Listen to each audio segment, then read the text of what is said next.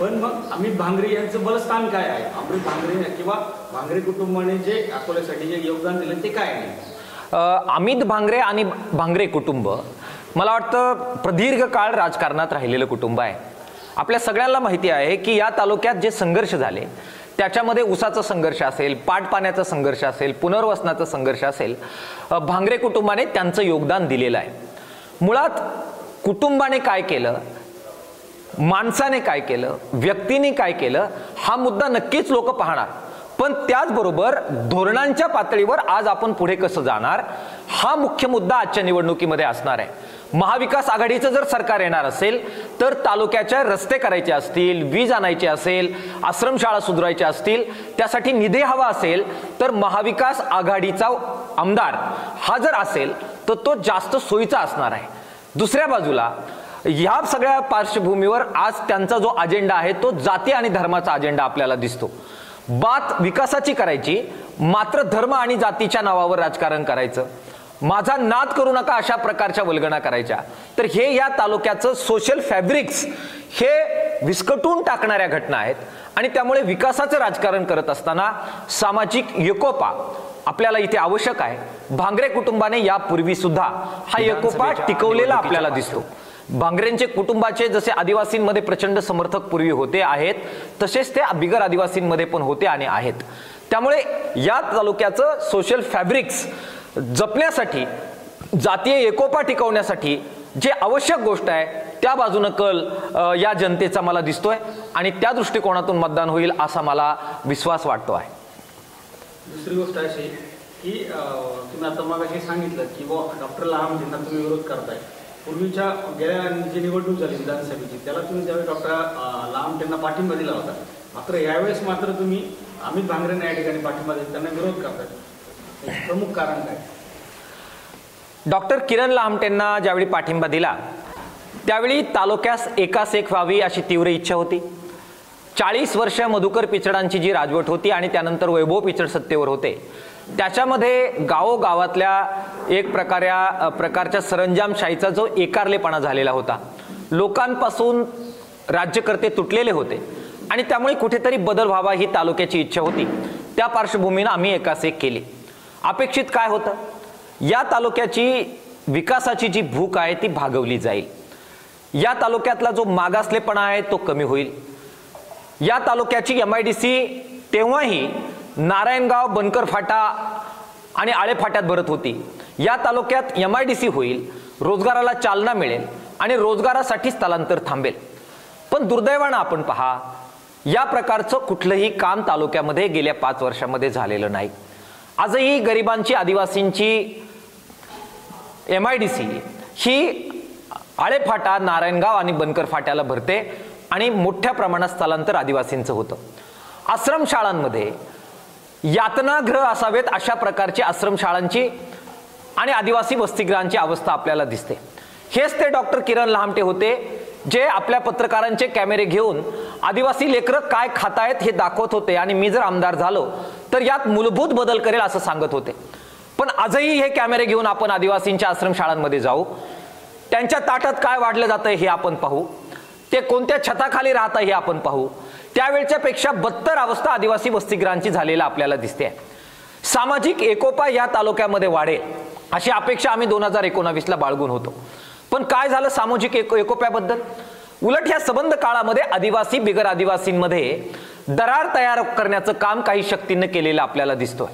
ही दरार रोखण्याचं काम लोकप्रतिनिधींचं होतं, हे झालेलं आपल्याला दिसत नाही. या तालुक्यामध्ये आम्ही ज्यावेळी 2019ला पाठिंबा दिला, आमचे प्रचंड मोर्चे रेशन कार्डासाठी निघायचे, आमचे प्रचंड मोर्चे जातीच्या दाखल्यासाठी निघायचे, आमचे प्रचंड मोर्चे आदिवासी बिगर आदिवासी लोक तहसील कार्यालयामध्ये रांगा लावतात, प्रशासनावर पकड नाहीये, ती प्रशासनावरची पकड सुधरवा आणि तहसील कार्यालय, तलाठी कार्यालय, पंचायत समितीचं कार्यालय, आदिवासी विकासचं कार्यालय हे लोकांचं काम करण्याचं केंद्र बनवा, या मागणीसाठी आम्ही संघर्ष करायचो. आमची अपेक्षा होती की 2019 मध्ये हे चित्र बदलेल.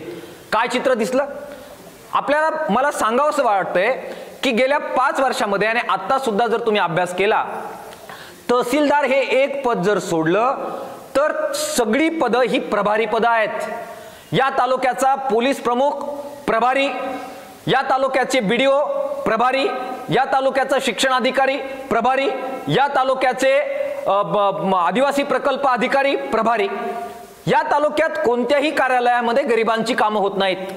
साध्या साध्या रेशन कार्डासाठी थप्प्याच्या थप्प्या तहसील कार्यालयामध्ये तुम्ही सगळ्यांनीच वेगवेगळ्या टीव्ही चॅनल्सवाल्यांनी दाखवल्या. या तालुक्यामध्ये जातीचे दाखले आजही आदिवासींना मिळत नाही. या तालुक्यामध्ये गरीबातला गरीब माणूस साध्या साध्या रेशन कार्डासाठी, जातीच्या दाखल्यासाठी, शाळेतल्या पोरांच्या उत्पन्नाच्या दाखल्यासाठी फोपसंडी, कुमशेत, तळेवाडी वेगवेगळ्या आदिवासी भागातून जर 8-8, 10-10 चक्रा मारून तहसील कार्यालयात जर कामं होणार नसतील तर कोणाच्या कपाळावर परिवर्तन झालंय आम्ही बांधायचं. दुसऱ्या बाजूला या महोदयांनी नवीन पद्धत आणली. ते म्हणाले की तहसील कार्यालयात नाही जायचं, ते म्हणाले BDO कार्यालयात नाही जायचं, प्रकल्प कार्यालयात जायचं नाही, सरळ माझ्या दरबारामध्ये यायचं. राजेशाही थाटात दरबार तुम्ही भरवता आणि तिथे गरिबांची असहाय्य गर्दी त्या दरबारामध्ये जमते. हे जे काही राजेशाही थाटात काम करणं, लोकशाहीला नाकारणं, प्रशासन खिळखिळं करणं, हे जे काही कृती आहे या कृतीचा संताप लोकांना वाटतोय. आणि म्हणून आमची मागणी काय आहे, कोणी दरबार भरवणार असेल आणि तिथं कामं होणार असेल त्याला विरोध करण्याचं काही काम नाही, पण तलाठी कार्यालय, तहसील कार्यालय, प्रकल्प कार्यालय याच्यावर पकड संपलेली आहे. हे बैठका घेतात आणि रस्त्यांच्या कामाचं काय झालं आणि त्याच्या हिशोबाचं काय झालं याच्याबद्दल तासनतास चर्चा प्रकल्प गेस्ट हाऊसवर करतात. मात्र हे महोदय कधी तहसील कार्यालयात बसलेले आम्हाला दिसलेले नाही. जिथून विकासाची गंगा जाते त्या प्रकल्प कार्यालयात तहसीलदार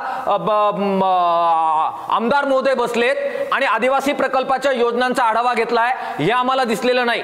हे महोदय सगळ्या आश्रमशाळांची यंत्रणा गोळा केली आहे आणि आदिवासी लेकराला काय तुम्ही जेवायला वाढतायत याच्याबद्दल आढावा बैठक घेताना आम्हाला दिसलेले नाही. आणि म्हणून ज्या आशेनं आम्ही यांना पाठिंबा दिला होता त्या आशेला उतरलेले नाहीत हे एकीकडे दिसतं. दुसऱ्या बाजूला ज्या भारतीय जनता पक्षाने, ज्या देवेंद्र फडणवीसांनी शेतकऱ्यांचं संबंध वाटोळं केलं, सोयाबीनचे भाव पाडले, दुधाचे भाव पाडले, कापसाचे भाव पाडले, हिरड्याचे भाव पाडले, शेतकऱ्यांच्या आत्महत्या वाढवल्या, शेतकऱ्यांना मातीत घातलं, NDDP सारखा प्रोजेक्ट गुजरातला दिला, गुजरातच्या कांद्याला निर्यातीला परवानगी दिली, मात्र महाराष्ट्राच्या कांदा उत्पादक शेतकऱ्यांना खड्ड्यात घातलं. अशा भारतीय जनता पक्षाच्या सरकारला तुम्ही पाठिंबा जर देणार असेल तर आमचा पाठिंबा तुम्हाला असण्याचं कारण नाही. ज्या देवेंद्र फडणवीसांनी, ज्या भारतीय जनता पक्षाने आदिवासींच्या पेसा कायद्यामध्ये हल्ला करण्याचा प्रयत्न केला, आदिवासी आरक्षणावर डाका टाकण्याचा प्रयत्न केला, आदिवासींच्या संबंध अस्मितेला धक्का लावत वारंवार आदिवासींना वनवासी म्हटलं, वारंवार आदिवासींना आदिवासी म्हणणं नाकारलं, अशा भारतीय जनता पक्ष आणि RSSच्या सरकारला तुम्ही पाठिंबा देणार असाल तर 2019ला ज्या आशेनं आम्ही तुम्हाला पाठिंबा दिला त्याला छेद जातो. आणि म्हणून या सगळ्या पार्श्वभूमीवर त्यांनी त्यांची भूमिका सोडल्यामुळे त्यांना आम्ही पाठिंबा नाकारतोय. आणि खंबीरपणानं धर्मनिरपेक्षता, संविधान, आदिवासींचं हितरक्षण आणि शेतकऱ्यांचं हितरक्षण याची हमी जर कोणी देणार असेल तर ती आज महाविकास आघाडी देऊ पाहते. त्यांच्या मागे उभे राहण्याचा निर्णय हा मार्क्सवादी कम्युनिस्ट पक्षाने केलेला आहे.